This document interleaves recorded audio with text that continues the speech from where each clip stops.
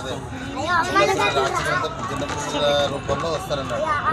తల్లి ఎవరైనా చిన్నపిల్లలు చంపరు కదా, అప్పుడు ఏం చేయాలని చెప్పేసి అంటే వాళ్ళు చావకుండడానికి ఆ ఉపాయం అన్నాడు. అట్లా అంటే ఆ చావకుండానికి ఉపాయం చేస్తే అమ్మవారు చేస్తారంటే ఆమె బాలాదేవి గారు బాల రూపంలో రాత్రి సంపాదించారు. అందుకని ఫస్ట్ బాలాదేవిలో అందుకని ఇప్పుడు చిన్నపిల్లలందరూ కూడా సంవత్సరాలందరూ కూడా కుమారి పూజ అని చెప్పి చేయడం జరుగుతుంది. దాని గురించి పూజా కార్యక్రమం. ధన్యవాదాలు స్వామి.